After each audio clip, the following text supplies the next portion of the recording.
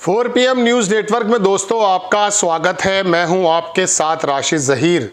आंध्र प्रदेश के एक बड़े राजनीतिक विश्लेषक हैं। उन्होंने चंद्रबाबू नायडू की वो पोल खोल दी जिसकी वजह से मजबूरन उनको मोदी जी का साथ देना पड़ा। यानी कि वक्फ बोर्ड पर उनका समर्थन जो बहुत ज़्यादा अचरज लग रहा था, ख़ास करके देश के अल्पसंख्यक वर्ग को, चूँकि वो तो सभी की बात करते नज़र आए हैं।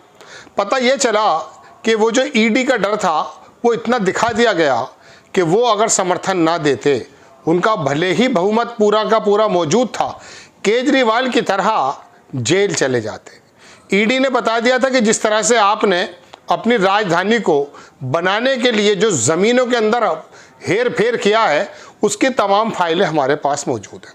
ये जो तस्वीर आप देख रहे हैं, ये राजशेखर राव साहब हैं और राजनीतिक विश्लेषक हैं। इनकी एक रिपोर्ट आई, मैंने रिपोर्ट काफ़ी तलाशने की कोशिश की, अलबत्ता वो मुझे रिपोर्ट नहीं मिल पाई। फिर मैं इनके ट्विटर जो हैंडल है उस पर भी गया, लेकिन कई सारे चैनलों में ये अपना बयान देते हुए नज़र आए कि चंद्रबाबू नायडू को दरअसल ईडी के डर की वजह से वक्फ बोर्ड का समर्थन करना पड़ा।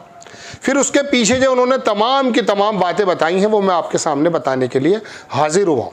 जितना खेल सीधा सीधा आपको नज़र आता है, उतना खेल सीधा है नहीं। आपको लगा मोदी जी देश के राजस्व को बढ़ाने के लिए, वक्फ बोर्ड के अनियमितता को दूर करने के लिए वक्फ बोर्ड पर कानून बना गए हैं? नहीं, दरअसल इसके पीछे खेल कुछ और है। और पत्रकारों की जिम्मेदारी दरअसल यही है कि वो खेल के पीछे का खेल आपके सामने रख दें। अब बात यह है कि अपने पेट से तो बनाई नहीं जाती बात। राजनीतिक विश्लेषक जिनकी तस्वीर मैंने आपको दिखाई, राजशेखर राव साहब, उन्होंने आकर ये बताया कि दरअसल चंद्रबाबू नायडू और उनके रिश्तेदारों का बहुत बड़ा स्टेक लगा हुआ है उस 29 गांवों में जहां पर 34,000 एकड़ ज़मीन एक्वायर की गई है राजधानी के लिए। अब वहां बाकी तमाम लोगों से तो एक्वायर कर ली गई है, लेकिन जो चंद्रबाबू नायडू के रिश्तेदार हैं और चंद्रबाबू नायडू खुद हैं, उन्होंने वहां पर ज़मीनों का बहुत बड़ा ज़ख़ीरा अपने पास रखा है। उन्होंने नहीं बेची, अलबत्ता उन लोगों ने खरीद ली हैं। पूरी की पूरी फाइलें ईडी और सीबीआई और एसबीआई जो भी कुछ होंगी, तंत्र जितने भी आप सुनते हैं, उनके पास मौजूद। चंद्रबाबू नायडू मजबूर, आखिरकार वक्फ बिल पर उनको समर्थन देना पड़ा। बात यह है दोस्तों कि फिर आप कौन सा भला करते हैं। हम तो ये सोच रहे हैं कि चंद्रबाबू नायडू शायद देश के हित में वक्फ बिल पर अपना समर्थन दे रहे हैं, लेकिन ये तो मजबूरियों के सौदे हैं। जो आदमी टोपी लगा करके रमज़ान के इफ्तार में जा कर के मुस्लिम वर्ग को ये समझाने की कोशिश कर रहा है कि साहब मैं आपके हितों का ध्यान रखूंगा, कुछ अहित नहीं होने दूंगा, अचानक वो आकर के समर्थन कैसे कर देता है। अब उसके पीछे अगर ईडी है तो सारी चीज़ों का काम तो ईडी कर रही है। मेरी राय यह है कि ये जो ट्रंप साहब ने अभी हमारे ऊपर टैरिफ लगाया था, ईडी से कहें कि कुछ ऐसे तथ्य इकट्ठे करें जो ट्रंप को भी फंसाया जा सके। ट्रंप हो सकता है किसी टेरर में आकर के काम कर जाएं, हालांकि 90 दिन के लिए रोक दिया है उन्होंने। बात यह दोस्तों कि जब ये ईडी और सीबीआई सरकारें बनाने और बिगाड़ने और योजनाओं को लागू करने और ना करने में रोल अदा करने लगेंगी, इसका मतलब यह है कि काम ठीक नहीं हो रहा है। अब चंद्रबाबू नायडू ने अगर मिसाल के तौर पर अकॉर्डिंग टू राजशेखर राव, उनके मुताबिक अगर ज़मीनें उनके रिश्तेदारों ने ली हैं तो बहुत बड़ा घोटाला है। ये तो बात ये हो गई कि आप फिर आंध्र प्रदेश की राजनीति में दरअसल इसलिए अपना नाम लिखाना चाहते हैं क्योंकि आपका स्टेक बहुत ज़बरदस्त है। आपके रिश्तेदार, आपके जान पहचान जिनकी फाइल्स ईडी के पास मौजूद हैं सूचनाओं के मुताबिक, फिर आप वक्फ बोर्ड पर जो है क्या किसी चीज़ पर भी कर देंगे।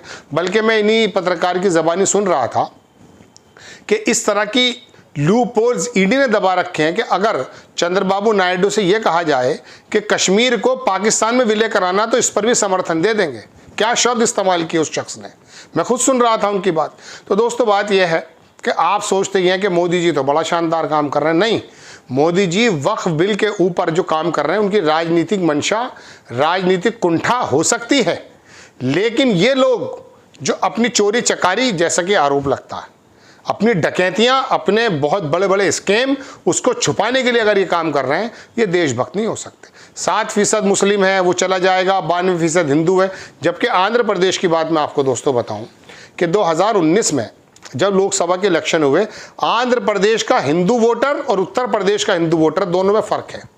ज़मीन आसमान का फ़र्क है। यहाँ पर तो धार्मिक पशु बना हुआ है। आंध्र प्रदेश का जो बहुसंख्यक वोटर है, हिंदू वोटर है, वो दरअसल देश और अपने प्रदेश के बारे में बहुत अच्छी तरह से सोचता है। उसका रोल भी है और इसमें भी कोई दो राय नहीं कि जब ये तेलंगाना नहीं बना था, चंद्रबाबू नायडू पूरे आंध्र प्रदेश के चीफ मिनिस्टर थे। हैदराबाद को उन्होंने वाकई बेंगलोर के समकक्ष लाके खड़ा कर दिया था, इसमें कोई दो राय नहीं। अब हुआ यूं है कि चंद्रबाबू नायडू जो अपनी राजधानी बनाने जा रहे हैं, वो वहां पर उन्हें वर्ल्ड बैंक से लोन चाहिए था। उनको मना कर दिया गया कि अगर आपके बाद में दूसरी सरकार आ जाती है और आपके ऊपर इतने इल्ज़ामात हैं, पहले वाईएसआर ने आपको जेल भी भेज दिया था, ईडी का भी रोल था उसमें, तो फिर वो लोन कौन चुकाएगा? तो उसमें गारंटर भारत सरकार और मोदी जी हैं। अब ये बताइए, अगर वक्फ बिल पर वो समर्थन नहीं देते तो क्या मोदी जी या भारत सरकार गारंटर बनती? वर्ल्ड बैंक जो लोन देता। लेकिन बात यह है कि 10 लाख रुपए एकड़ की या बीघे की जो ज़मीन है वो अचानक इतनी महंगी हो गई। मैं बता दूं आपको दोस्तों कि 34,000 एकड़ जो ज़मीन है, इसके बारे में ये कहा जा रहा है कि ये सिर्फ 2,500 करोड़ या 3,500 करोड़ की खरीदी जानी चाहिए थी। इसके अंदर 10 लाख रुपया एकड़ का हिसाब था या बीघे का हिसाब था, वो दुगना भी अगर देते तो 7,500 करोड़ रुपया खर्च होता। लेकिन 5 लाख करोड़ रुपया खर्च हुआ है। ये 5 लाख करोड़ रुपए का जो गबन है ना, ये वो राजशेखर राव बता रहे हैं अपने वक्तव्यों में। पता ये चल जाता है कि ये वक्फ बोर्ड और पूरा हिंदुस्तान, जमीयतुल उलमा, ऑल इंडिया मुस्लिम लीग और ये जो तो दूसरे संस्थाएं हैं और हैदराबाद वाला असदुद्दीन ओवैसी, ये बिला वजह चीख रहे हैं। कहानी तो कुछ और है, लड़ाई तो कुछ और है, बेईमानी तो कुछ और है। तो दोस्तों बात यह है कि नीतीश कुमार की तो मजबूरियां जो भी थी राजनीतिक, लेकिन यहाँ तो खुला पैसे का खेल हो रहा है। जैसा कि अगर ये गलत कह रहे हैं जब पत्रकार, तो इनको जेल भेजा जाए। कौन से सबूत ऐसे हैं? मैंने ये बात सुनते सुनते गिरोक पर गया, मैं जो ट्विटर का जो AI टूल है, कि इसके अंदर राजशेखर की इस रिपोर्ट के बारे में आपका कहना क्या है। तो गिरोक ने मुझे जवाब दिया कि दरअसल इसके हमारे पास कोई तथ्य तो है नहीं, लेकिन पिछले दिनों चंद्रबाबू नायडू जो जेल गए हैं YSIR के दौरान, उस वक्त ईडी का इन्हीं के ऊपर इसी तरह का शिकंजा था। उसमें 391 करोड़ रुपए का कुछ मामला दिखाया गया है। कहने का मतलब ये कि 500 करोड़ का मामला हो या 391 करोड़ का मामला हो, ये तो मामला करोड़ों रुपए का है साहब। आप वक्फ बोर्ड के कब्रिस्तान और मदरसा चीख रहे हैं, सवाल तो कुछ और है।